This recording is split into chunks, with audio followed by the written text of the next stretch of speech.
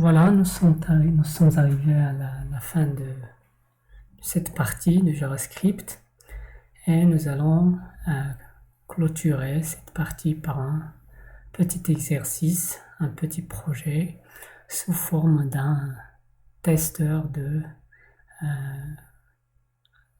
vitesse de saisie, si vous voulez dire.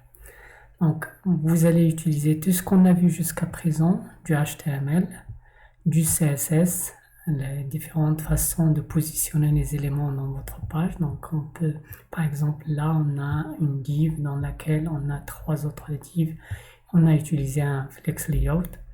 Et vous avez la même chose ici, 2 divs sur l'autre. Et là aussi, on a deux divs. Et bien sûr, en haut, on a une seule div. Et bien sûr, le JavaScript. Le JavaScript, c'est lui qui gère l'interactivité avec l'utilisateur. Donc, vous allez remarquer que nous avons ici un paragraphe. Il faut reproduire ce paragraphe dans cette zone de texte. Et ce paragraphe-là, ça ne va pas rester toujours le même paragraphe. À chaque fois que je recharge ma page, un autre paragraphe s'affiche au hasard.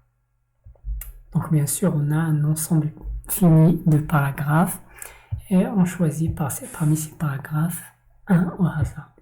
Donc, c'est un tableau de paragraphes, si vous voulez. Bien sûr, lorsque je clique aussi sur refaire le test, vous allez remarquer que le paragraphe, vous allez remarquer aussi, on a ici un événement, MouseInter. Et là, vous avez un événement KeyPress. Donc là, lorsque j'appuie sur R, par exemple L, ça commence le chronomètre et je continue LES, espace, je fais ici un M majuscule, vous allez remarquer, là, il signale une erreur avec cette couleur orange. Donc, je fais machine, dispose, etc. Et à la fin, donc je vais tricher. Donc dispose, c'est bon encore, synchrone.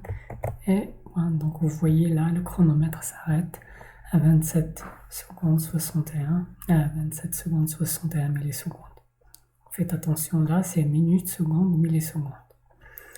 Et bien sûr, je clique de nouveau sur refaire le test et un nouveau paragraphe. Là, c'est toujours le même. Et maintenant, voici un nouveau paragraphe et ainsi de suite. Alors, je vous souhaite bon courage.